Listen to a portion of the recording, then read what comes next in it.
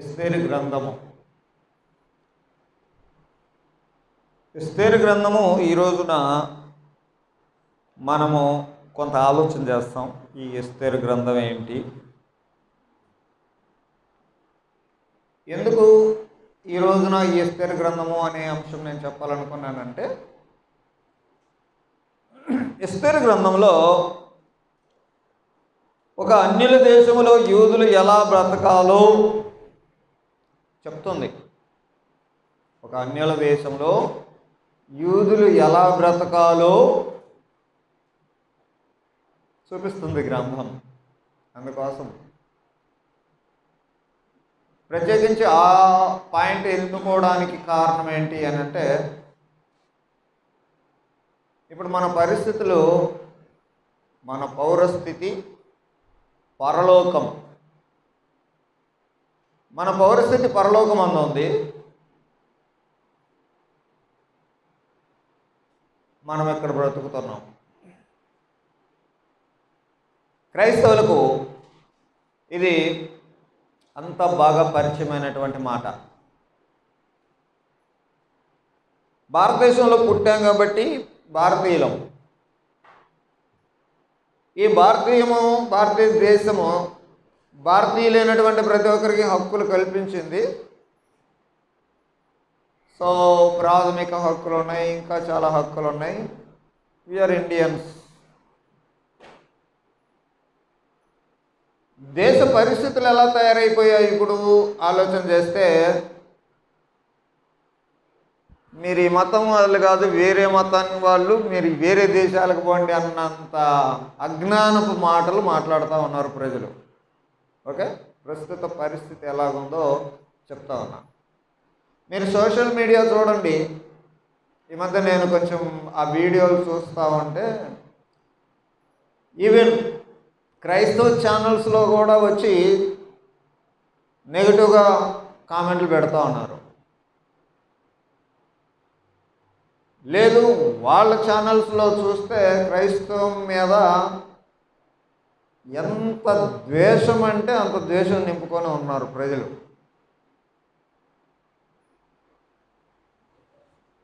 ఎందుకు అని అంటే, ఇక మనకు తెలిసిన విషయమే. క్రైస్తవులు చేసేటువంటి పిచ్చి పిచ్చి చేష్టలన్నీ వాళ్ళకి అవి కాజ్గా అయినాయి.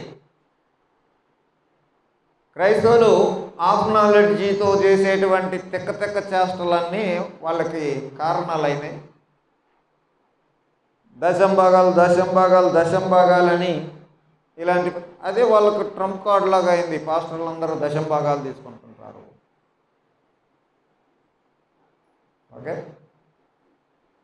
మరి నేను ఇక్కడ బోధ చేయబట్టి 25 years దాకా అవుతుంది కదా, ఎప్పుడన్నా అడిగాను మరి దశంభాగాల గురించి ఎప్పుడన్నా బోధ చేశానా? కాకపోతే దాని వివరాలు ఏంటో చెప్పింటారు. ఎందుకు అది ఉంది, అది ఎందుకు వచ్చింది, అవి మీకు టీచ్ చేసిండే కదా. మిమ్మల్ని ఏమైనా డబ్బులు అడిగామా? కానీ అందరితో పాటు మనం కూడా అన్నట్టుగా క్రైస్తవులు అందరూ ఇంటే అని మన మీద కూడా పడుతుందిగా బురద. పడుతుందా లేదా? చుట్టూ చూస్తే ప్రపంచం బాగలేదు. క్రైస్తవం మీద ద్వేషం ఉంది. క్రైస్తవులు అని అంటే వీళ్ళు మా వాళ్ళు కాదు, వీళ్ళు వేరే వాళ్ళు. ఒక ఆయన గుండు ఆయన ఉంటాడు, వీడు మనకు పుట్టలే వాడికి పుట్టలే. అసలు ఎంత అసహ్యమైన పదజాలమో. ఏమండి, మనిషి అన్న తర్వాత కొంచెం ఇంకిత జ్ఞానము అవి ఇవి ఉండాలి కదా. ఇది పడితే అది మాట్లాడకూడదు కదా. క్రైస్తవులుగా మనం ఒక మాట జ్ఞాపకం చేసుకోవచ్చు. మనుషుడు పలికే ప్రతి వ్యర్థమైన దానికి విమర్శ దినాలు లెక్క చెప్పుకోవాలి అనే భయం క్రైస్తవులకు ఉంది. అందుకని క్రైస్తవులు ఎవరు పెద్దగా నోరు జారరు. ఓకే, నోరు జారడం అంటే ఎమోషన్లో కొంతమంది వెళ్తుంటారేమో, కానీ ఫండమెంటల్గా ఉంది కదా. బూతులైనను, పోకిరి మాటలైనను, సరసోక్తులైనను అవి మీకు తగవు. బైబిల్ గ్రంథం చెప్తుంది కాబట్టి క్రిస్టియన్స్ ఇలాగ ఉంటారు కదా. సరే, మిగతా ఇప్పుడు అలాంటి వాళ్ళ గురించి మనం మాట్లాడడం. మొత్తం మీద ఏం చెప్తున్నానంటే, మనము ఇండియాలో ఉన్నామే కానీ మిగతా ప్రపంచం అంతా ఏం చేస్తుంది అని అంటే, మన మతం ప్రమాదంలో ఉంది, మన మతం ప్రమాదంలో ఉంది, మన మతం ప్రమాదంలో ఉందని కేవలము మత సంబంధమైన విషయాలు రాజకీయ రూపంలో చేస్తూ ఉంటే, అలాంటి పాలకులు మనల్ని పాలిస్తూ ఉంటే మనము ఇప్పుడు ఒక ఇన్సెక్యూర్ ఫీల్ లాగా అయిపోయిన పరిస్థితి అయింది. ఇప్పుడు క్రైస్తవం అలాగా ఉంది, భయపడాల్సి వస్తుంది. గతంలో వీధి సువార్త చేస్తూ ఉండేవాళ్ళు, ఎక్కడంటే అక్కడ దేవుని మాటలు పంచేవాళ్ళు, కరపత్రికలు పంచేవాళ్ళు. ఇప్పుడు దారిన పోయే ప్రతివాడు ఏదో ప్రశ్నలు ఉంటాయి, పిచ్చి ప్రశ్నలు అవి, పిచ్చి ప్రశ్నలు అవి. ఆ రోజు మొన్న చూసా కదా, ఆ చొక్కా లేనివాడు ఒకడు వీరంగం చేస్తున్నాడు. అరే బుర్ర ఉండాలి కొంచెమన్నా. సాటి మనుషులు, సాటి భారతీయులు, ఎవడు ఇష్టం వచ్చింది వాడు తింటాడు, ఎవడు ఇష్టం వచ్చింది వాడు చూస్తాడు, ఎవడు ఇష్టం వచ్చిన బట్టలు వాడు వేసుకుంటాడు, నీకెందుకు అనే ఒక సెన్స్ కూడా లేకుండా సమాజం ఉంది. ఇప్పుడు ఈ రోజున ఎస్తేరు గ్రంథం గురించి చెప్పాల్సినటువంటి విషయం ఏంటంటే, సమాజం అలాగున్నప్పుడు మరి వీళ్ళు ఎలాగున్నారు, సో వాళ్ళని చూసి మనం నేర్చుకోవడానికి ఈరోజు అంశం మీకు అర్థమైంది కదా. ప్రస్తుతం మన భారతదేశంలో ఉన్నటువంటి సిచ్యువేషన్స్ ఆ రోజున యూదులు ఎదుర్కొంటున్నటువంటి సిచ్యువేషన్స్ లాగానే ఉన్నాయి. ఎస్తేరు గ్రంథం, ఎస్తేరు గ్రంథము, బైబిల్ గ్రంథం తీసి ఎస్తేరులోకి రండి.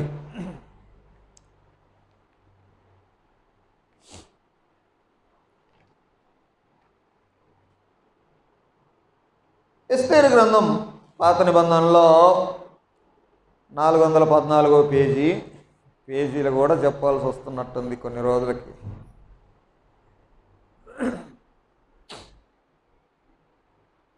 ఎస్తేరు గ్రంథము అని చెప్పా కాబట్టి ఈ గ్రంథం గురించి కొంత ఇన్ఫర్మేషన్ ఇస్తా. ఈ ఎస్తేరు గ్రంథము 450 నుంచి 330 BC అప్పుడు రాయబడింది. కీర్తనల కంటే ముందే ఉంది కాబట్టి ఇది ఎప్పుడుదో కథ అనుకోకండి మీరు.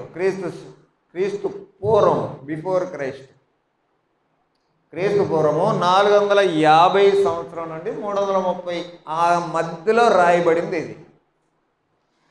సో ఇప్పుడు మీకు స్టోరీ అర్థమైపోద్ది. మరి ఆ రోజునికి ఉన్నటువంటి ఆ కాలానికి 450 BC అంటే అప్పుడు యూదులు వారి పరిస్థితి ఎలాగుండింది, వాళ్ళ స్టోరీ అంతా జస్ట్ రిమైండ్ చేస్తా.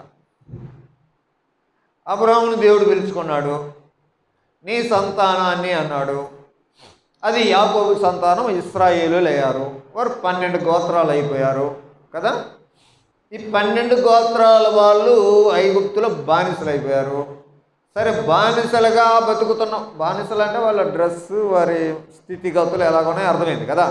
సో ఇలాంటి ఒక దీన స్థితిలో ఉన్నటువంటి వాళ్ళని విడిపించి కానానులో ప్రవేశపెట్టాడు. దాని కొరకు మోషే ఇలాగనే వచ్చారు. అక్కడికి వచ్చిన తర్వాత ఈ న్యాయాధిపతులు వాళ్ళందరూ అక్కడ ఉన్న ప్రజల్ని కానాను దేశంలో పరిపాలన చేస్తూ పెద్దవాళ్ళుగా చూసుకుంటున్నారు. ఆ తర్వాత వాళ్ళు మాకు రాజు కావాలా అని అన్నారు. దేవుడు అన్నాడు, మీకు రాజు వద్దు, రాజు వస్తే మీకు చాలా తలనొప్పి, ఖర్చులు పెడతాడు, పన్నులు కట్టించుకుంటాడు, వద్దా భారం అని అంటే, లేదు మాకు మిగతా దేశాలకు ఉన్నట్టు మాకు రాజులు కావాలా అని అన్నాడు. సరే మీ ఇష్టం, పోతే పోండి అని ఒక ఆయన చూపించాడు. వాడి పేరు సౌలు.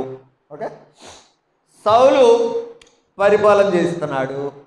ఈ పరిపాలన చేయడానికి దేవుడు మధ్యలో ప్రజల్ని అంటే ప్రవక్తల్ని పంపిస్తూ ఎప్పటికప్పుడు తను తను విమోచించినటువంటి ప్రజలకు దేవుడు ఎప్పుడు కనెక్షన్గానే ఉన్నాడు. ఓకే, ప్రవక్తల ద్వారా హెచ్చరిస్తున్నాడు. పరిపాలన చేసేది రాజు పరిపాలన చేస్తున్నాడు. సో సౌలు అయిపోయింది. తర్వాత ఒక చిన్న పిల్లోడిని ఎత్తుకుంటే దావీదు. ఓకే, దావీదుతో మంచి పరిపాలన జరిగింది దావీదు కాలంలో. ఓకే, దావీదు తర్వాత సొలొమోను వస్తే ఆయన కూడా మంచి పరిపాలన చేశాడు. సొలొమోను చనిపోయిన తర్వాత ఈ 12 గోత్రాలు 2 భాగాలకు విడిపోయినాయి. 10 గోత్రాలు ఒక దిక్కు, 2 గోత్రాలు ఒక దిక్కు అయిపోయి 2 భాగాలు అయిపోయినాయి. ఆ 10 ఉన్నటువంటి వాటినేమో ఉత్తర రాజ్యం అన్నారు. ఈ 2 గోత్రాలు కలిగినవేమో దక్షిణ రాజ్యం అన్నారు. ఓకే, సో ఇశ్రాయేల్ ప్రజలే 2 దేశాలుగా మారిపోయారు. అప్పుడప్పుడు ఒకరి మీద ఒకరు పడి కొట్టుకుంటున్నారు, వేరే వాళ్ళు సపోర్ట్ తీసుకొని యుద్ధాలు చేసుకుంటున్నారు. ఇలాంటి పరిస్థితులు కలిగినాయి. సరే, దేవుడు ఎప్పటికప్పుడు ఇశ్రాయేల్ ప్రజలు తప్పు చేస్తే వాడగొడుతున్నాడు, క్రమశిక్షణ శిక్షిస్తున్నాడు. ఒప్పు చేశారు, మంచి చేశారు, మంచి రాజులు అంటే విజయాలు ఇచ్చాడు. ఇవన్నీ జరుగుతూ వచ్చాయి. మీకు ఇదంతా స్టోరీ మీకు రిమైండ్ చేస్తూ ఉన్నా. తర్వాత ఈ 10 గోత్రాలు కలిగినటువంటి వీళ్ళని అష్షూరు వాళ్ళు చెరపట్టుకుపోయారు. ఉత్తర భాగాన ఉన్నటువంటి 10 గోత్రాల వారిని అష్షూరు వారు చెరపట్టుకుపోయారు. ఆ తర్వాత బబులోను అనేటువంటి ఒక వరల్డ్ పవర్ వచ్చింది, ప్రపంచ శక్తి కలిగిన వాళ్ళు వచ్చి అష్షూరు వాళ్ళను కూడా మొత్తం చెరపట్టుకున్నారు. సో అష్షూరు పోయింది. అష్షూరు చేతిలో ఉన్న 10 గోత్రాలు ఇశ్రాయేలు పోయినాయి. ఆ తర్వాత ఈ 2 గోత్రాలు కలిగినటువంటి యోధా ప్రజలు కూడా కలిసిపోయి మొత్తం బబులోను చెరలో పడిపోయారు. బబులోను చెరలో 70 సంవత్సరాలు ఉన్నారు. ఇదంతా జరిగింది 580 BC టైంలో. ఓకే, ఆ బబులోను నుండి తర్వాత ఆ బబులోను యొక్క వరల్డ్ పవర్ పోయింది. వాళ్ళు పోయిన తర్వాత వరల్డ్ పవర్స్గా మహదీయులు వచ్చారు, పారసీకులు వచ్చారు. ఓకే, ఆ టైంలో జరిగిన స్టోరీ ఇది. అందుకని BC 450 దానియేలు చెరలో ఉన్నాడు కదా. చెర నుండి బయటికి వచ్చిన వారు. బబులోను రాజ్యం అయిపోయింది, బబులోను పవర్స్ అయిపోయినాయి. అప్పుడు ఈ పవర్స్ మాదీయుల దగ్గరికి వచ్చాయి, పారసీకుల దగ్గరికి వచ్చాయి. అందుకని మొదట్లో ఏం చెప్తున్నాము చదవండి ఒకసారి. ప్రారంభం ఇంట్రొడక్షన్ చదివితే,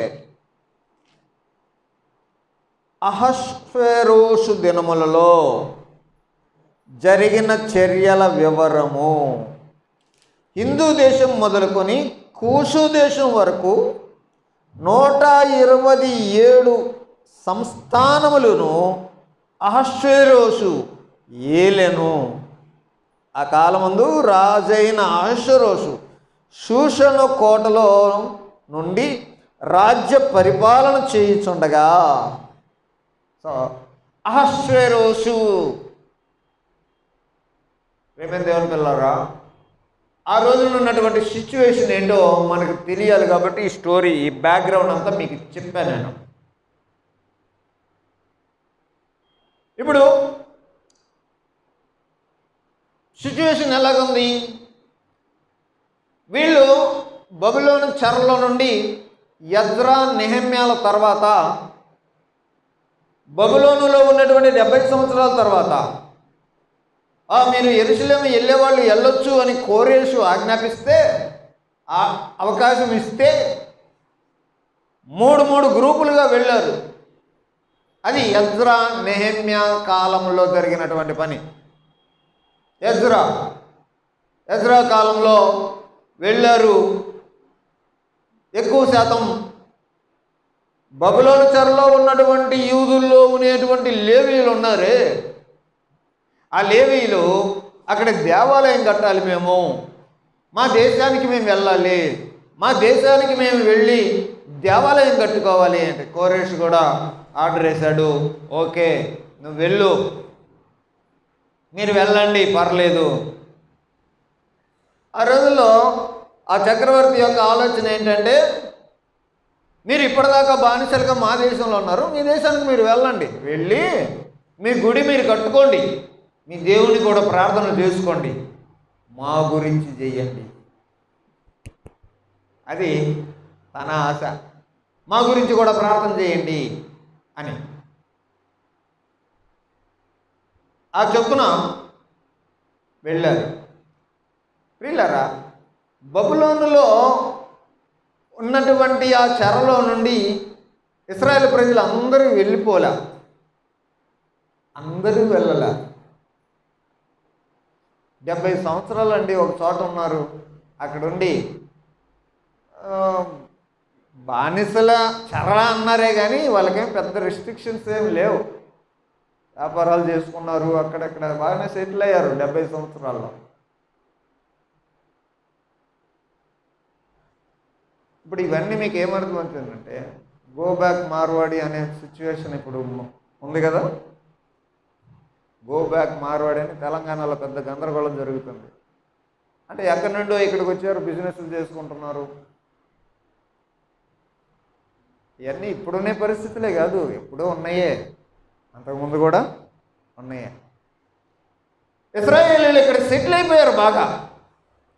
కాబట్టి అందరూ తిరిగి యెరూషలేముకి వెళ్ళాల, ఉండేవాళ్ళు ఉన్నారు. మరి ఇక్కడ సెటిల్ అయినటువంటి ఈ ప్రాంతాన్ని ఇప్పుడు ఆ రాజులు పోయారు, వేరే రాజులు వచ్చారు, వేరే రాజులు వెళ్తూ ఉన్నారు. ఇక షూషను కోటలో పరిపాలన జరుగుతూ ఉంది. అక్కడ జరుగుతున్నటువంటి ఆ పరిస్థితిలో ఉన్నటువంటి ఇది ఎస్తేరు గ్రంథం. చూడండి, ఎస్తేరు గ్రంథం స్త్రీల పేరు మీద ఉండేటువంటి పుస్తకాలు 2. ఒకటేమో ఇది, ఇంకోటి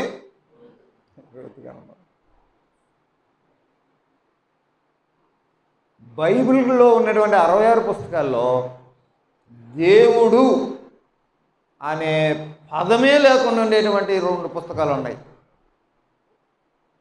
అవేంటో తెలుసా? ఆ 2 పుస్తకాల్లో దేవుడు అని ఉండదు. ఆ 2 ఒకటేమో ఎస్తేరు, ఇంకోటేమో పరమగీతం. దేవుడు అనే పదం ఎస్తేరులో లేదు. 10 అధ్యాయాలు ఉన్నాయి. ఓకే, ఎస్తేరు గ్రంథంలో చాలా ఇంట్రెస్టింగ్గా ఉంటుంది ఈ స్టోరీ. దేవుడు అనేటువంటి పదం ఇక్కడ లేదు, కానీ ఎస్తేరు ఆ పెరిగినటువంటి ఆ ప్రదేశం ఏంటి అని అంటే, దానియేలు, ఎస్తేరు ఒకే ప్రాంతానికి సంబంధించిన వాళ్ళు, ఒకే కాలానికి సంబంధించిన వాళ్ళు. దానియేలు గురించి మీకు తెలుసు కొంత స్టోరీ. దానియేలు తనకు ఎదుర్కొన్నటువంటి పరిస్థితులు, తనకు చుట్టూ ఉన్నటువంటి పరిస్థితుల్లో తను ఒక్కడే ఎలా నిలబడ్డాడు, తను ఒక్కడే దేవుని పక్షానగా తన భక్తిని ఎలా చాటుకున్నాడు, తన మీదకి వచ్చినటువంటి ప్రెజర్స్ ఉంటే ఆ ప్రెజర్స్లో దానియేలు ఎలా గట్టిగా నిలబడ్డాడు, ఆ విషయాలు మీకు కొంతవరకు తెలుసు. ఓకే, ఇప్పుడు ఇక్కడికి వస్తే ఈ ఎస్తేరు గ్రంథం అనేది నేను మొదట్లోనే స్టార్టింగ్లోనే చెప్పాను. ఎందుకు ఈ రోజున మనం ఈ మాట తీసుకుంటున్నామని అంటే, వేరే దేశంలో, అన్యుల దేశంలో యూదులుగా దేవుని ప్రజలుగా బ్రతకడం ఎలా అనేది. ఇప్పుడు దానియేలు విషయం చూస్తాం. చుట్టూ పరిస్థితులేమీ తనకు అనుకూలంగా లేవు, కానీ తన భక్తిని, తన విశ్వాసాన్ని ఎలా కాపాడుకున్నాడో దానియేలు, అది ఒక విషయం. అయితే ఎస్తేరు దగ్గర మనం ఏం నేర్చుకోవచ్చు అనేది మనం చూస్తాం. ఎస్తేరు రాణి అయింది. ఈమె పేరు హదస్స. మీరు గ్రంథం తర్వాత చదువుకోండి, పూర్తి గ్రంథం తర్వాత చదువుకోండి. మీకు ఇప్పుడు కొంత ఇన్ఫర్మేషన్. ఈమె పేరు హదస్స. అది ఇక్కడ 2వ అధ్యాయం 5వ వచనంలో నుంచి ఉంటుంది. శూషణ కోటలో బెన్యామీనుడగు కీషుకు పుట్టిన షమీ కుమారుడగు యాయీరు వంశస్థుడైన మొర్దుకై అనే ఒక యోధుడు ఉన్నాడు. బబులోను రాజులైన నెబుకద్నెజరు యోధారాజు అయిన యెకొన్యాను పట్టుకొని పోయినప్పుడు అతడు యెకొన్యాతో కూడా యెరూషలేమునకు చెరపట్టబడిలో వాడిలో ఒకడు. చూడండి, మొర్దుకై బబులోను చెరలోకి వచ్చినవాడు. ఓకే, అతడు తన పినతండ్రి కుమార్తె అయినటువంటి హదస్స అను ఎస్తేరు, ఆమె పేరు ఎస్తేరు అని అంటున్నాం, కానీ ఆమె యోధా పేరు హదస్స. ఎస్తేరు అనేది ఇది అన్య పేరు, అన్యురాలి పేరు. ఆమె హదస్స. ఎస్తేర్ అనేది ఒక అన్యురాలి పేరు. ఎందుకు? ఈమె ఈ అన్య దేశంలో రాణి అయిపోయింది కాబట్టి. ఇప్పుడు ఈ అధికారాన్ని బట్టి రాణిగా ఉండేటువంటి స్థాయిలో ప్రజలకి హెల్ప్ చేసేటువంటి అవకాశం ఆమెకు వస్తూ ఉంది. చూడండి, ఇక్కడ మనం గమనిస్తే మొదటి అధ్యాయంలో ఒక స్టోరీ చాలా ఇంట్రెస్టింగ్ అండి. ఎస్తేరు గ్రంథం మీరు పూర్తిగా చదివారో లేదో మరొకసారి చదవండి, చాలా ఇంట్రెస్ట్గా ఉంటుంది. రాజు హ్యాపీగా ఉన్నాడు. 120 సంస్థానాలు తన ఆధీనంలో ఉన్నాయి. ఎక్కడి నుంచి ఎక్కడ దాకంట? ఇండియా మొదలుకొని ఆఫ్రికా దాకా ఇవన్నీ ఆయన పరిపాలన చేశాడు.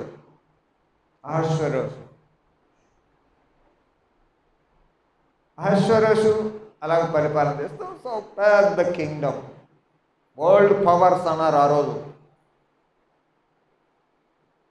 అలాగ పరిపాలన చేస్తున్నటువంటి కాలంలో గొప్ప మంచి పార్టీ చేసుకుంటున్నాడు. పెద్ద నాయకులందరినీ పిలిచి భార్యను పరిచయం చేయాలనుకున్నాడు. ఏం పేరు ఆమె పేరు? వస్తి. ఆమెను రమ్మని అంటే ఆమె నేను రాను పో అన్నది. పెద్ద మనుషులందరూ ఇక్కడ నిలబడితే మహారాజు గారు రాణిని రమ్మంటే ఆమె నేను రాను పో అన్నది. పెద్ద మనుషులందరూ ఏమనుకోవాలా? రాణియే రాజు మాట అనటం లేదు అని వాళ్ళు అనుకోరా? వాళ్ళందరి ముందు అవమానమైపోయాడు. నువ్వద్దు, నాకు వేరే రాణి కావాలా అన్నాడు. బ్యూటీ కాంటెస్ట్ పెట్టారు. ఆ బ్యూటీ కాంటెస్ట్ పెట్టడానికి ఆ దేశంలో ఉన్నటువంటి అందరూ అందమైన కన్యకల్ని తీసుకురండి తెచ్చారు. 6 నెలల పాటు వాళ్ళకి బాగా మంచి ఆహారం ఇవి అన్నీ పెట్టేసి వాళ్ళను సుందరంగా అందంగా తయారు చేసి 6 నెలల తర్వాత రాజు ముందు నిలబెడితే ఆయన ఎవరికి నచ్చితే వాళ్ళని చేసుకుంటాడు అని ఆర్డర్ వచ్చినప్పుడు ఆ ప్రపంచం చాలా పెద్దది కదా. ఆయన ఆధీనంలో ఉన్న సంస్థానాలన్నిటిలో నుండి ఎక్కడెక్కడ అందగత్తెలందరినీ తీసుకొని వచ్చారు. వాళ్ళల్లో ఉంది ఈ అమ్మాయి.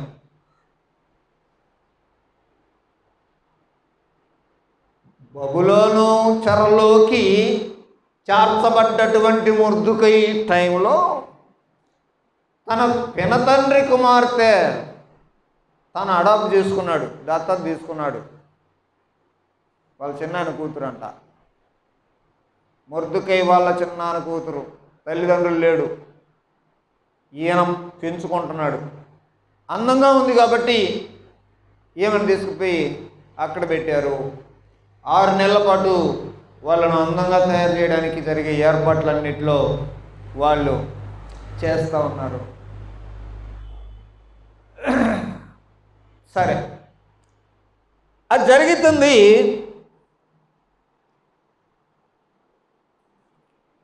ఆ క్రమంలో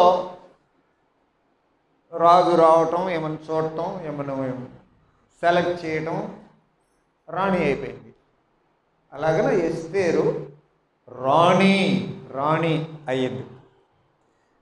3వ అధ్యాయం మొదటి వచనం నుండి, ఈ సంగతులైన తర్వాత రాజైన అహష్వేరోషు హమ్మెదాతా కుమారుడును అగాగీయుడు నగు హామానును గణపరచి వాని హెచ్చించి వాని పీఠమును తన దగ్గరనున్న అధిపతులందరికంటే అందరికి పైగా ఉంచాడు.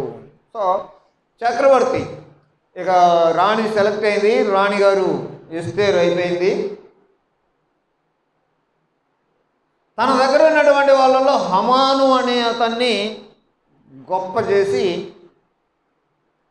చక్రవర్తి హామానుకి ఒక మంచి పొజిషన్ ఇచ్చాడు.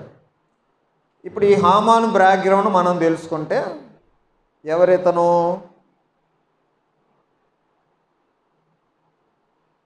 హమ్మెదాతా కుమారుడు ఆగాగీయుడు అనే మాట చదువుతా ఉన్నాం. ఆగాగీయుడు అంటే ఎవరు అంటే, ఆగాగీయుడు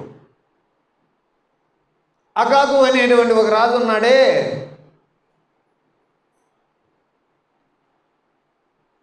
సమూయేలు మొదటి గ్రంథము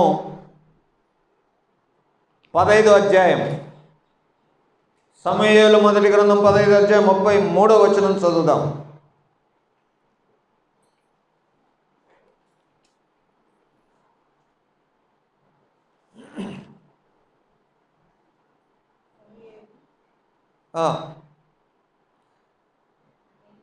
నీ కత్తి స్త్రీలకు సంతు లేకుండా చేసినట్టు నీ తల్లికి నీ స్త్రీలలో సంతు లేకపోవు అని అతనితో చెప్పి, గిల్గాలులో యెహోవా సన్నిధిని అగగును తుత్తునియలుగా నరికెను. సమూయేలు చెప్పాడు సౌలుతో, నువ్వు అగాగును గెలిచు, అగాగును గెలిచిన తర్వాత అతన్ని చంపు అని చెప్పాడు. సౌలు అగాగుని చంపకుండా ఉన్నాడు. సౌలు రాజు, దేవుని ప్రవక్తగా సమూయేలు చెప్పాడు నువ్వు అతన్ని చంపాలా అని. కానీ సౌలు ఆ పని చేయలా. చేయకపోతే ప్రవక్త నేరుగా వచ్చాడు, ఏం నువ్వు చేసిన పని? అతన్ని చంపమన్నా కదా, నువ్వెందుకు చంపలేదు అని సమూయేలే అతన్ని నరికాడు అని చూస్తున్నాం. ఇప్పుడు ఆ సంతతి వాడు అయిన హమాను, గుర్తుపెట్టుకోండి, పగలు ప్రతీకారాలనేవి చాలా ఏళ్ళబడి తరతరాలుగా మనసుల్లో నాటుకొని ఉంటాయి.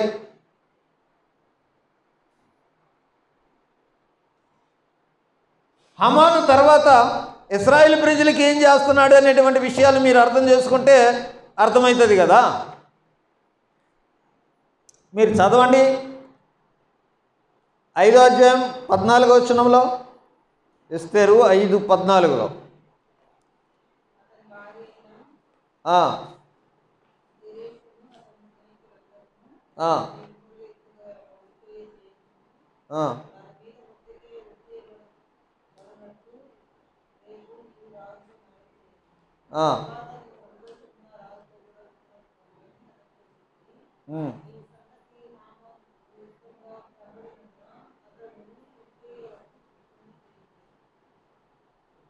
సో ఇలాగన అతనికి ఉరికొయ్య సిద్ధము చేశాను.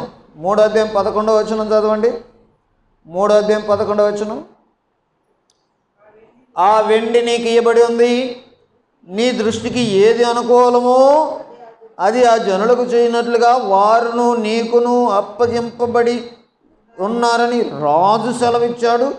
ఈ హామాను యూదులకు శత్రువు. ఎందుకు శత్రువు అండి? ఒక ఇన్సిడెంట్ జరిగింది. చక్రవర్తి ఈ హామానును హెచ్చించాడు. కాబట్టి ఇప్పుడు ఇతను నెంబర్ 2 అయిపోయాడు. మీరు అర్థం చేసుకోండి, ప్రధానమంత్రి మోడీ, హోంమంత్రి అమిత్ షా, ఇలాంటి పరిస్థితులు అర్థం చేసుకోండి.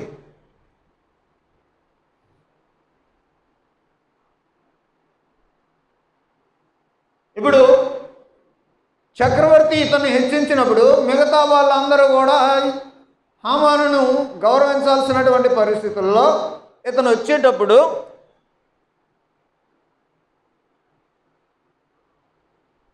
రాణిగా ఉన్నటువంటి ఎస్తేరు ఉంది లోపల, పెంచుకున్న బిడ్డ కాబట్టి ఆమె బాగోగులు చూసుకోవడానికి ఎప్పుడు ద్వారపాలకుల దగ్గరతోటి అక్కడే ఉండేవాడు మొర్దెకై. హామాను లోపలికి వెళ్తూ వస్తూ ఉన్న సమయంలో అందరూ చక్రవర్తి కనపరిచినటువంటి హామానికి అందరూ మోకరిల్లి నమస్కారం చేయాలి అనేటువంటి పద్ధతి ఉంటే అందరూ అలాగను హామాను వచ్చేసరికి అందరూ మోకరిల్లుతున్నారు వాకిట్లో. కానీ మొర్దెకై మాత్రం అలా చేయట్లా. కొంతమంది అన్నారు, అయ్యా ఏంటి నువ్వు హామాను ఇంత పెద్ద ఆయన వస్తుంటే నువ్వేంటి మోకరిల్లవేంటి అని అడిగితే, నేను యూదుడునయ్యా, నేను అలా చేయకూడదు, నేను యూదుడును, అలా చేయకూడదు. సో తన యోధ ఆ బ్యాక్గ్రౌండ్ని ఆయన దాచిపెట్టుకున్నాడు. ఎస్తేరుతో కూడా అదే చెప్పాడు, నువ్వు యూదురాలివి అని వాళ్ళకు తెలియకూడదమ్మా, ఇది అన్యుల దేశం. యూదురాలివి అని అంటే మన మీద చాలామంది శత్రువులు ఉన్నారు. ఇప్పుడు చూడండి, ఆ వాటిలో ఉన్నటువంటి మొర్దెకై అనగా ఎస్తేరు వాళ్ళ పెంపుడు తండ్రి అయిన మొర్దెకై హామానికి నమస్కారం చేయలేదు అనేటువంటి కోపము అక్కడ స్టార్ట్ అయింది వ్యవహారం. కానీ ఆల్రెడీ లోపల యూదులంటే ద్వేషం, అది అగాగీయుడు కాబట్టి తరతరాలుగా వస్తున్నటువంటి ద్వేషం ఇది. ఇప్పుడు ఒకడు నాకు దండం పెట్టలేదు, ఆ ఒక్క ఇన్సిడెంట్ కాదు, దాని వెనకాల ఉన్నటువంటి లోపల నుంచి ఉన్నటువంటి పగ, దాంతో వీడిని ఒక్కని కాదు వీడి జాతి మొత్తాన్ని నేను చంపుతా చూడు అన్నట్టుగా ఆలోచన చేశాడు హామాను కదా. స్టోరీ చూడండి ఎంత నీట్గా రాయబడిందో. ఇప్పుడు దండం పెట్టలేదనే కారణంతో స్టార్ట్ అయినా దీని వెనకాల లోపల దాగి ఉన్న పగ అంటే ద్వేషం. ఈరోజు చాలామంది క్రైస్తవుల్ని అది ఇది అంటున్నారు. ఇప్పుడు వచ్చిందేనా ఇది? లోపల దాగి ఉన్న ద్వేషం. ఆ ద్వేషం తీర్చుకోవడానికి మనుషులు ఏం చేస్తారో తెలుసా? ఇతనేం చేశాడో తెలుసా? అయ్యా అని రాజు దగ్గరికి వెళ్ళి ఒక డిగ్రీ తీసుకున్నాడు, ఒక శాసనం.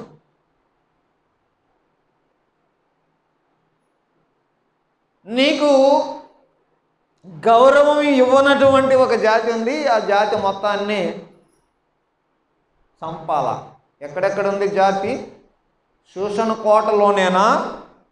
120 సంస్థానాల్లో ఉన్న వాళ్ళ అంటే ఇతను వేసిన ప్లాను ఆ జాతి మొత్తాన్ని సంహరించాలి అనేటువంటి ప్లాన్.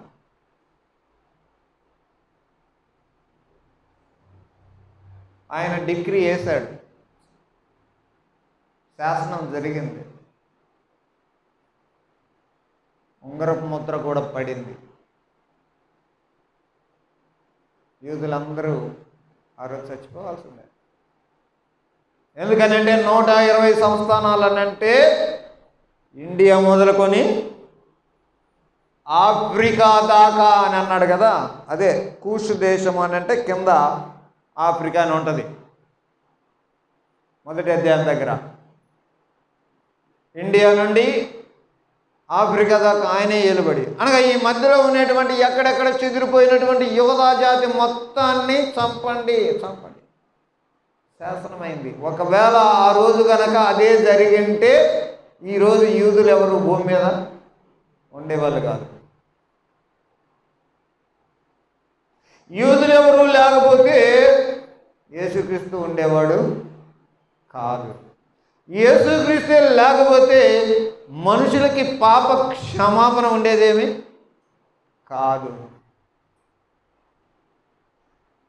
ఒక ఆయన అన్నాడు, అన్ని మతాలకు మీ మతానికి ఏందా పెద్ద స్పెషాలిటీ అంటారు.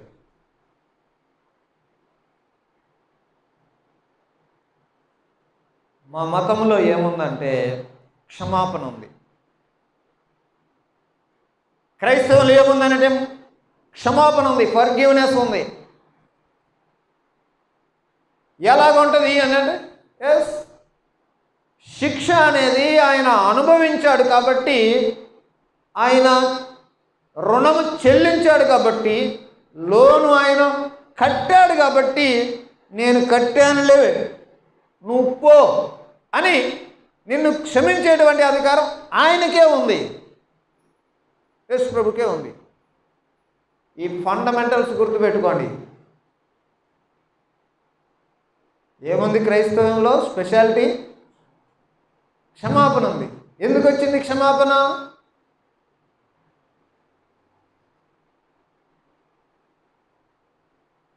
ఎందుకనంటే ఆయన ఆల్రెడీ కట్టేశాడు కదా లోను. ఆయన లోన్ కట్టాడు కాబట్టి సరే నువ్వు వెళ్ళలే అనే అవకాశం ఉంది. నీ లోన్ ఎవరు కట్టలేదనుకో, ఎన్ని సంవత్సరాలు తిరిగినా ఎన్ని తరాలు తిరిగినా మళ్ళీ అది నీ మీదకే వస్తుంది.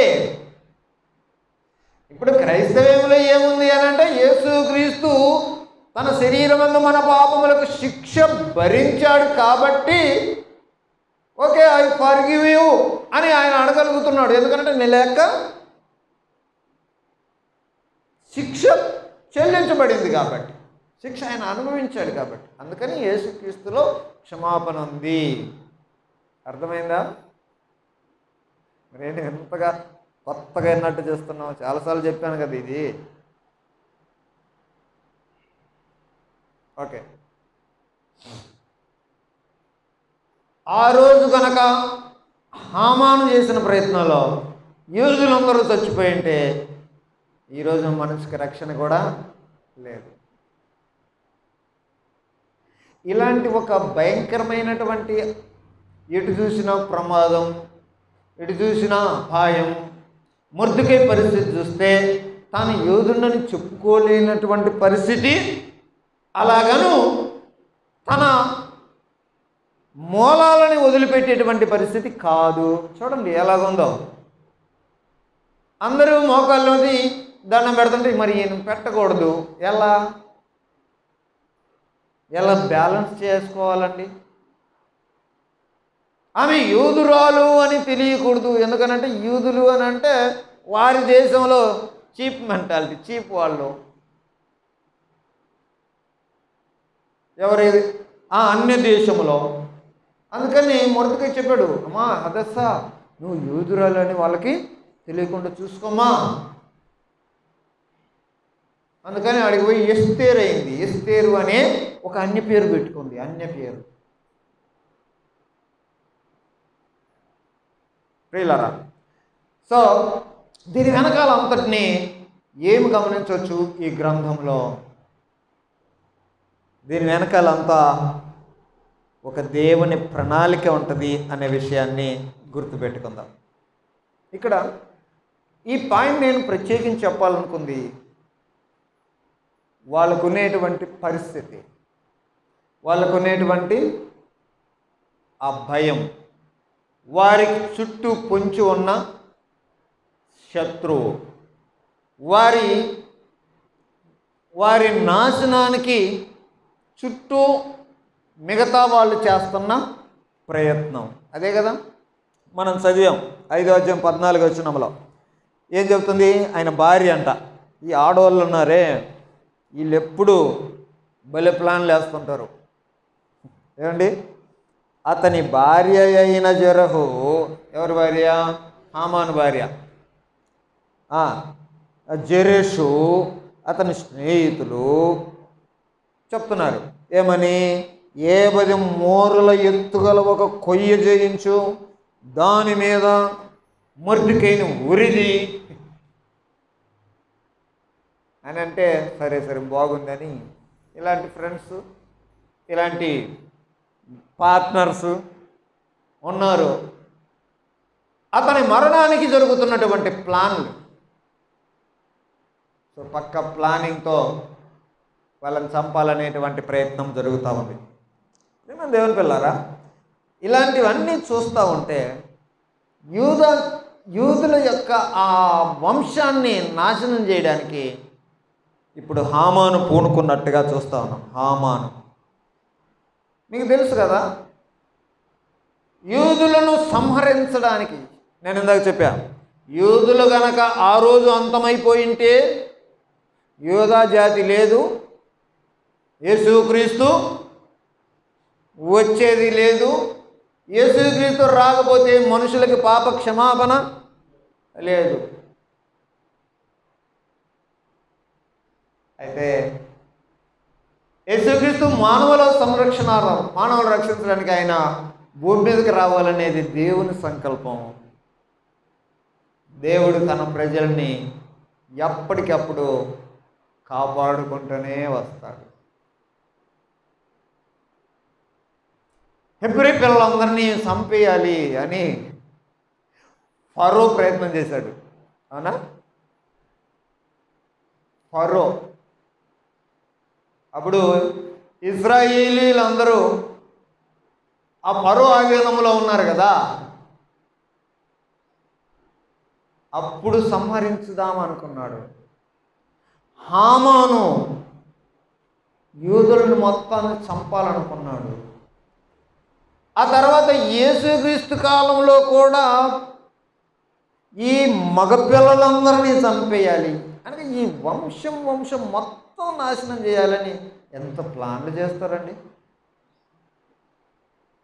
దీని వెనకాల సాతాను ఎంత వారిని ప్రేరేపిస్తున్నాడు కదా. ఈరోజు మీరు అక్కడక్కడ వింటున్నటువంటి మాటలు, క్రైస్తవ్యం లేకుండా అంతు లేకుండా చేస్తాం, క్రైస్తవ్యం లేకుండా చేస్తాం, ఒక్క చర్చి పాస్టర్ కూడా కనపడకూడదు, ఒక్క చర్చి కూడా కనపడకూడదు అని అంట. వాడు ఒకడెవడో నేను చచ్చిపోయేలోపు ఒక్క చర్చి కూడా లేకుండా చేయాలా అన్నాడు ఈ మధ్య ఒకడు. ఇట్లాంటి పిల్లకాకులు ఏమవుతుంది, ఫరో వల్ల గాల, హామాను వల్ల గాల. ఎంత భారతదేశం ఒక్కటి కాదు, సంస్థానాలు ఎక్కడి నుంచి ఎక్కడి దాకా. ఎస్తేర్ గ్రంథంలో చెప్పారు కదా, అహష్వేరోషు ఎక్కడి దాకా, హిందూ దేశము నుండి కూషు దేశము దాకా, ఇండియా నుండి ఆఫ్రికా దాకా అంత పవర్ కలిగినటువంటి భారతదేశం అంటే ఇంతవరకే కాదు, మొత్తం పవర్స్ ఉన్నప్పుడు కూడా అనుకున్నారు, చేయలేకపోయారు. హేరోదు అనుకున్నాడు, చేయలేకపోయాడు. తర్వాత వచ్చినటువంటి ఈ తరంలో, ఈ శకాలలో హిట్లర్ యూదులందరినీ చంపాలనుకున్నాడు. కానీ ఇప్పుడు ఇశ్రాయేల్ దేశంలో యూదులు బాగా ఏలుకుంటూనే ఉన్నారు. సంహరించాలనుకుంటారు కానీ దాని వెనకాల దేవుడు తన ప్రజల్ని కాపాడుతుంటాడు. ఇవన్నీ మీకు ఏం నేర్పిస్తున్నాయి? ప్రేమ దేవుని పిల్లరా, తన ప్రజల్ని తాను ఎప్పుడు కాపాడుకుంటూనే ఉంటాడు. నీ చుట్టూ ప్రమాదాలు ఉండొచ్చు, నీ చుట్టూ అనేక రకాలైనటువంటి ప్లాన్లు జరుగుతుండొచ్చు, నువ్వు చుట్టూ శత్రువులు ఉండొచ్చు, కానీ అలాంటి వాళ్ళ మధ్యలో నువ్వు ఎలా బ్రతకాలో ఎస్తేరు గ్రంథంలో ఎస్తేరుని చూసి నేర్చుకోవాలి, మొర్దెకైని చూసి నేర్చుకోవాలా, ఇదే కాలంలో ఉన్నటువంటి దానియేలును చూసి నేర్చుకోవాలా. ప్రేమ దేవుని పిల్లారా, ఇక్కడ 3వ అధ్యాయంలో ఇదంతా స్టోరీ భలే ఇంట్రెస్ట్గా వచ్చేసింది కదా. దేవుడు వాళ్ళతో ఉన్నాడు.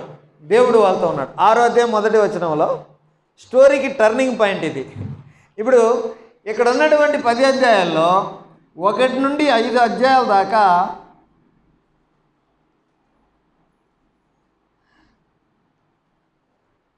ఒక విధమైన భయానకమైన పరిస్థితి అయితే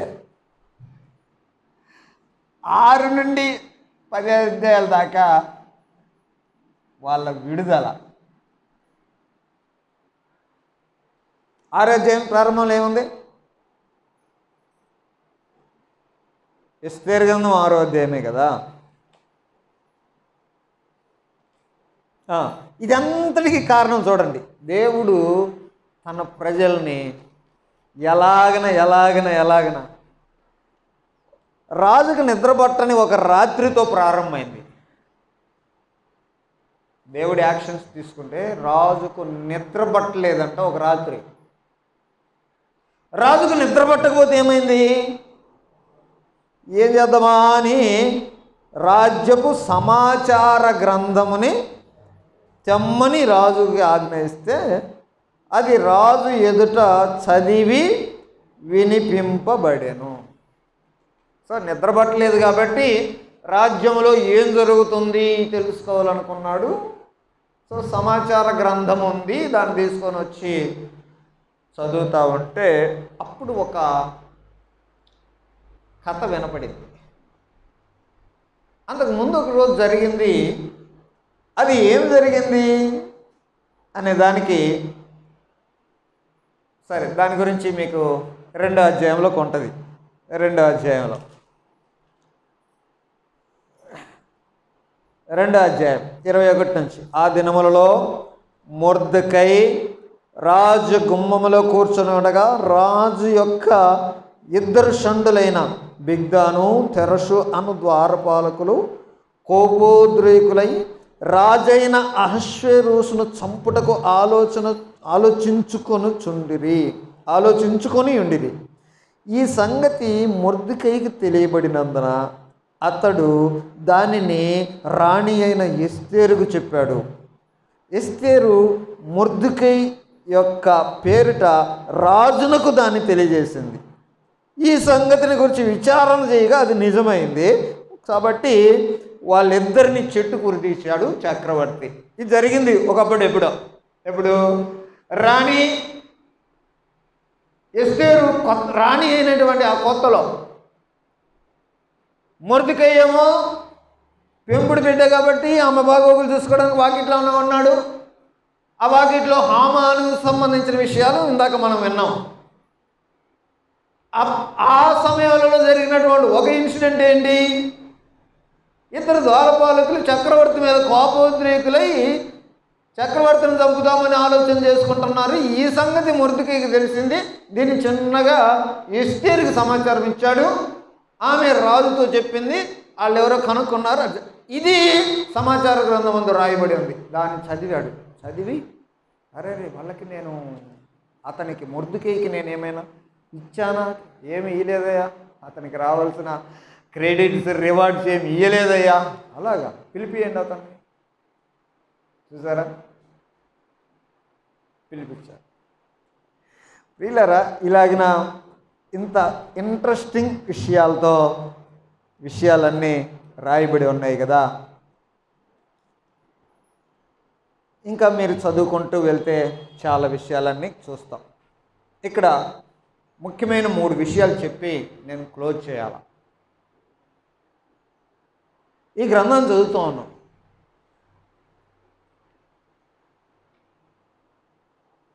మొర్దెకైని దేవుడు ఇలాగన కాపాడుతుంటాడు. మొర్దెకైని దేవుడు హెచ్చిస్తూ వచ్చాడు. 4వ అధ్యాయం 14వ వచనం చదవద్దు ఒకసారి. 4వ అధ్యాయం 14వ వచనంలో ఏముంది? నీవు ఈ సమయమందు ఏమియో మాటలాడక మౌనంగానున్న ఎడల యూదులకు సహాయము విడుదల మరి ఒక దిక్కు నుండి వచ్చును. మొర్దెకై యొక్క విశ్వాసం చూస్తాను. ఇందాక హామాను స్టోరీ చెప్తున్నాను. అతను కోపోద్రేకుడయ్యాడు. వాళ్ళందరినీ చంపాలనేటువంటి, యూదులందరినీ సంహరించాలనేటువంటి ఆలోచనలో ఉన్నారు. చక్రవర్తి ద్వారా శాసనం కూడా రెడీ చేస్తున్నారు. ఇంకా మిగిలింది చంపడమే. అలాంటి సమయంలో దేవుడు కలగజేసుకున్న రాజుకు నిద్ర పట్టనీలా మొర్దుకైని తీసుకొని వచ్చారు. మొర్దుకైని హెచ్చించాడు. ఒక పక్క హామాను రాజు చేత హెచ్చింపబడిన స్థితిలో అతను బాగా మంచి పొజిషన్లో ఉంటే, చక్రవర్తి తీసుకొని ఈ మొర్దుకైని మరీ ఇంకా హైప్ చేస్తా ఉన్నాడు. హామానికి ఇంకా కోపం ఎక్కువైపోతుంది.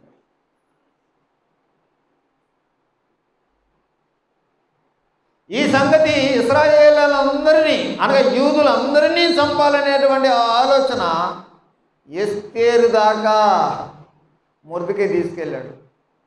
అమ్మా, ఇదిగో ఆ పొజిషన్లో నిన్ను దేవుడు పెట్టాడు. ఇప్పుడు నీవు యూదులందరూ చచ్చిపోకుండా ఉండడానికి నీవు ఒక ఆధారం. నీవు ఇప్పుడు రాణి ప్లేస్లో ఉన్నావు. ఒకవేళ నువ్వు చేస్తే హెల్ప్ చేయి, లేకపోతే యూదులను దేవుడు ఎట్లాగైనా కాపాడుకుంటాడు. చూసారా నమ్మకం? కష్టాలు వస్తున్నాయి, భయాలు వస్తున్నాయి, ప్రాణం పోతుంది. ఇక వాళ్ళు వస్తారు మీదికి, వీళ్ళు వస్తారు మీదికి, వాళ్ళు వస్తారు, ఇంకా అయిపోతుంది మన పని. కానీ విశ్వాసం మాత్రం అలాగే ఉంచాడు. ఆఖరికి ఏమైంది? రాణి సరే రాజు దగ్గరికి పోవడం అనే ప్రాణాలకు తెగించుకోవడమే. ఎందుకనంటే అలాంటి చట్టాలు ఉన్నాయి. సో నేను చచ్చినా కానీ నా ప్రజల కోసం నేను వెళ్తా అని ఆమె తీర్మానం చేసింది. చూసారు ప్రియులారా, ఒకరి విశ్వాసం కనపడుతుంది, ఒకరి తెగింపు కనపడుతుంది. ప్రాణం పోయినా పర్లేదు అనేటువంటి తెగింపు కనపడుతూ ఉంది. చుట్టూ పరిస్థితులు ఎట్లా ఉంటాయేమండి? దేవుని దగ్గర నీకు ఉండాల్సినటువంటి భక్తి నిన్ను ఎలా తయారు చేస్తుంది? ఎలాగ ఉన్నావు నీవు? సరే, ప్రాణం పోతే పోయింది, సరే నేను వెళ్తానంది. రాజు దగ్గరికి వెళ్ళింది. అయ్యా వెళ్ళాడు. ఆయనకి ఎందుకో మరి మామూలుగా ఆమె కనపడితే చంపాలి, అది చట్టం అని చెప్పా కదా. ఆయన ఎదురుకుపోతే చంపుతారు. అందుకు ఆమెనింది, నా ప్రాణం పోతే పోయింది, నేను రాజు దగ్గరికి వెళ్తానండి. రాజు ఇలా చూసి ఆమె మీద కోపపడలా. ఎంత ఇది?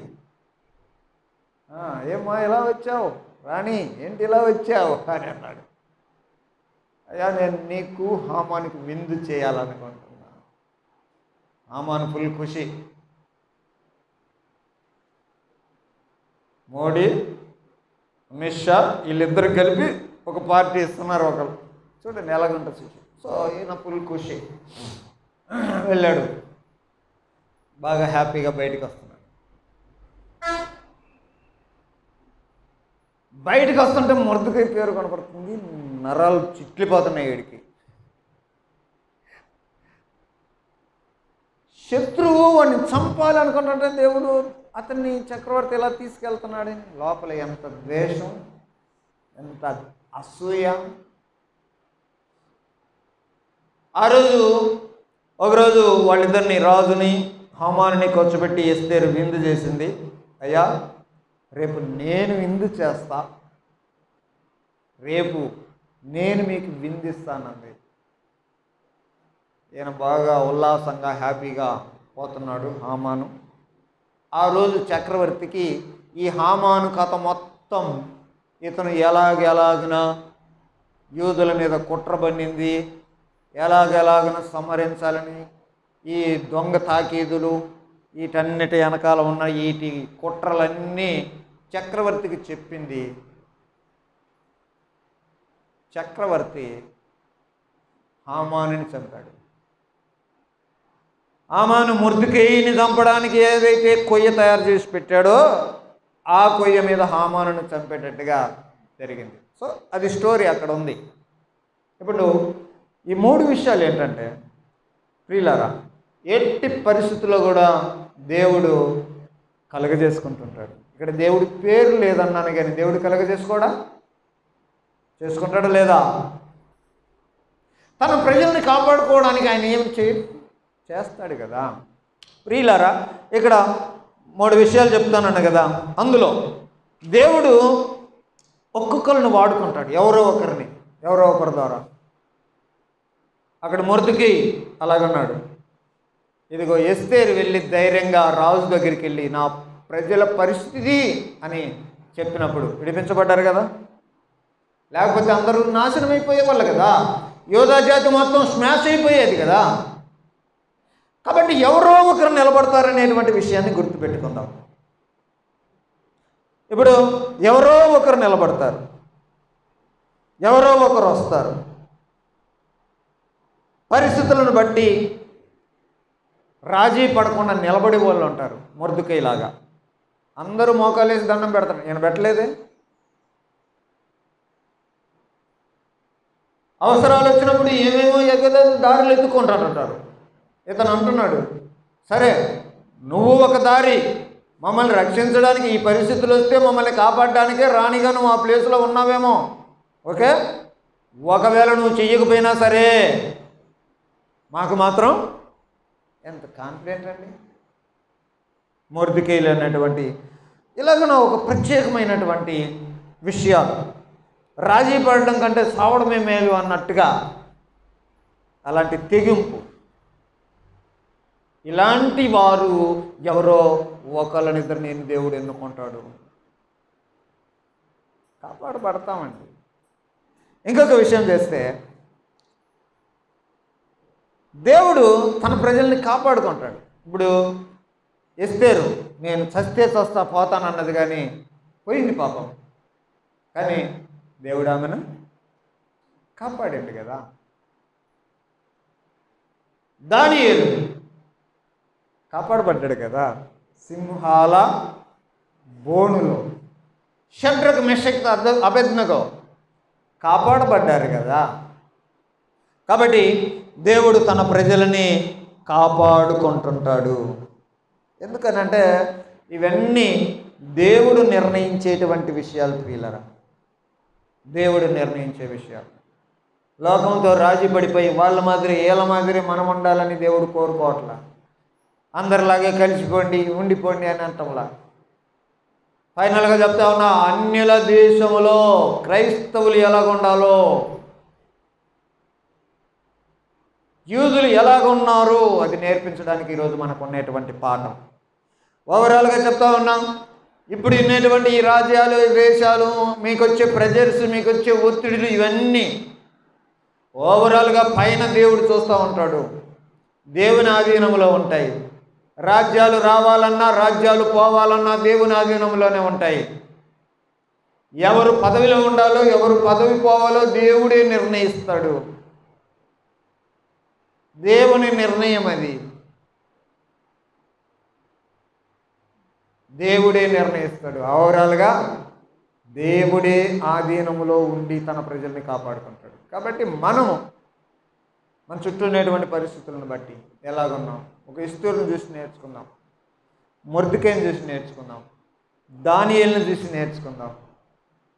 మనకు వచ్చిన రక్షణ మనం కోపాడుకోకూడదండి. ఏదో జరుగుతుందని భయపడాల్సిన అవసరం లేదండి. ఎందుకనంటే తన ప్రజల్ని తాను కాపాడుకుంటాడు. నీకు ప్రెజర్స్ రావచ్చు, రాజీ పట్టం కంటే చావడమే మేలు అనేటువంటి తెగింపుతో ఉండేవాళ్ళు ఉన్నారు. తన ప్రజల్ని తాను కాపాడుకుంటాడు. మన రాజు, మన ప్రభు మనకు అండగా ఉంటాడు. సో విందు చేసుకున్నారు వాళ్ళు, అలాగే మనం కూడా సంతోషించుకుందాం. ప్రార్థన చేస్తాం.